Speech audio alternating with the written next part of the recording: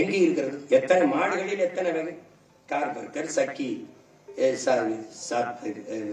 சிவப்பசகி, சக்கி வால், ஓங்கோல், கிரு, சிந்து என்று பல வகை மாடுகள் மாட்டு இனங்களிலே.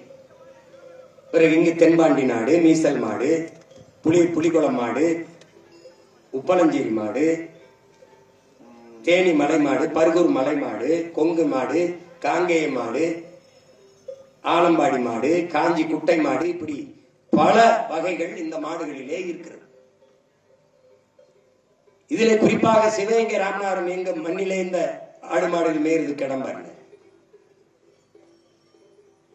கவின்மிகு முல்லை திருநகர், கவின்மிகு முல்லை திருநகர், இதன் சுருக்கம் தான் கமுதி. இந்த நிலத்திலே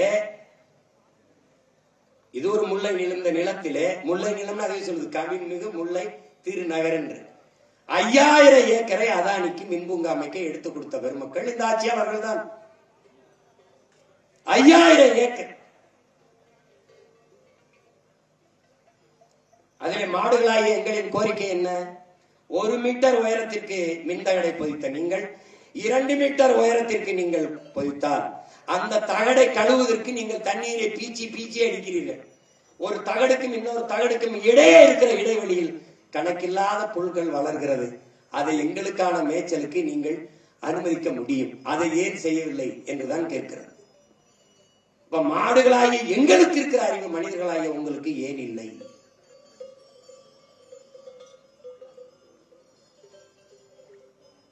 இங்கே கூட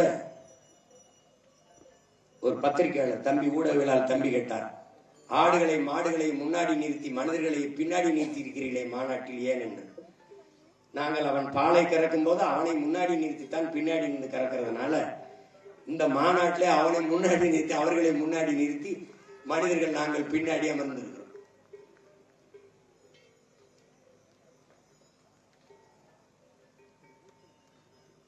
அதனால் இங்கே கட்டி இருக்கிற எருமை மாட்டுக்கு ஒரு வருத்தம் இருக்கிறது. நாட்டுக்குள்ள எந்த அயோக்கிய பேர் திருட்டு பய கேவலம் கட்டவன் எவனா இருந்தாலும் என் பேரே சொல்லி திட்டுகிறீர்கள். அவ்வளவு கேவலமானவனா நான் என்பதுதான் அவருடைய வேதனை. நானும் அவர்களும் ஒன்றா? உங்கள் நாடு ஏற்றுமதி செய்கிற மாட்டுக்கறியிலே 64 விழுக்காடு நான் தான், என்னுடைய கறிதான். பாலிலே மிக தரமான மதிப்பு மிக உயர்ந்த சத்துள்ள உணவு என்னுடைய பால் தான், எருமை பால் என்னுடைய பால் தான். என்னை நீங்கள் வெறுக்கிறீர்கள். என்னுடைய எண்ணிக்கை எங்கே? கேரளா, ஆந்திரா, தெலுங்கானா, பீகார், குஜராத், பஞ்சாப், உத்தரப்பிரதேசம் எல்லா மாநிலங்களும் எருமை பால் எருமை கறி ஏற்றுமதி செய்யப்படுகிறது. தமிழ்நாட்டில் இல்லை. காரணம் நான் கருப்பாக இருப்பதால் வெறுக்கிறீர்கள். உங்கள் கடவுளின் நிறம் என்ன? உங்கள் சிவன், உங்கள் மாயவன், உங்கள் திருமால் பெருமான். மால் என்றால் கருப்பு. வணங்குகிற தெய்வத்தை மதிப்போடு அழைக்க வேண்டும் என்பதற்காக திரு பெரு என்று அழைத்து திருமால் பெருமாள் என்று அழைத்து வணங்குகிறீர்கள். அந்த திருமாலின் நிறம் என்ன? உங்கள் சிவனின் நிறம் என்ன? உங்கள் முருகனின் நிறம் என்ன? நீங்கள் வணங்குகிற கடவுளின் நிறத்தில் தானே நான் இருக்கிறேன். அவர்களை வணங்கி என்னை வெறுக்க காரணம் என்ன?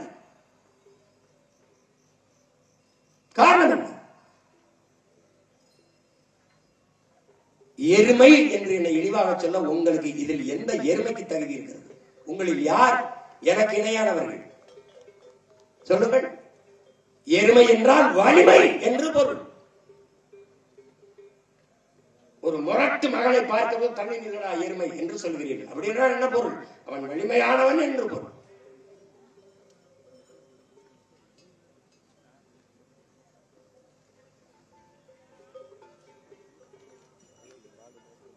ஒவ்வொருவருக்கும் ஆடுகள் அவர்களுக்கு நிறைய ஆடுகள் வருவதாக மாநாட்டில் பங்கேற்பதாக இருந்தது. மழை பெய்ததனால் அவர்கள் வர முடியவில்லை. ஆனால் எல்லோருக்குமான மன உணர்வு கேள்வி இதுதான். எந்த விருந்தில் எங்கள் கறி இல்லாத நீங்கள் இருக்கிறீர்கள்? பிரியாணி என்றால் எச்சி ஊற வந்து உண்கிறீர்கள் இலையில் போட்டு பிரியாணி என்றார். எங்களுடைய கறி இல்லாத உங்களுக்கு எந்த விருந்து இருக்கிறது? எலும்பில்லாத சுக்கா வேண்டும் என்று பக்காவா கேட்டு திங்கிறீர்களே. நாங்கள் எதை உண்போம் என்று என்றைக்காவது சிந்தித்து பார்த்திருக்கிறீர்களா? தமிழ்நாட்டு மக்களே, தமிழர்களே, உங்களுக்கு கறி எங்கிருந்து வருகிறது? ஆந்திராவில இருந்து. உங்களுக்கு பால் எங்கிருந்து வருகிறது? ஆந்திரா, ராஜஸ்தான்ல இருந்து. இன்னைக்கு அமுல் என்று உங்கள் குஜராத்தில் இருந்து பால் வருகிறது. ஏன்? நீங்கள் ஆடு மாடு வளர்ப்பதை அவமானம் என்று கருதினீர்கள். அப்புறம் எதற்காக நீங்கள் கருதுகிறீர்கள்? பால் அருந்துகிறீர்கள், நெய், தயிர், வெண்ணெய் இதெல்லாம் உண்கிறீர்கள். எதற்காக? செய்திகளை உடனுக்குடனும் துல்லியமாகவும் தெரிந்து கொள்ள சப்ஸ்கிரைப் பண்ணுங்க.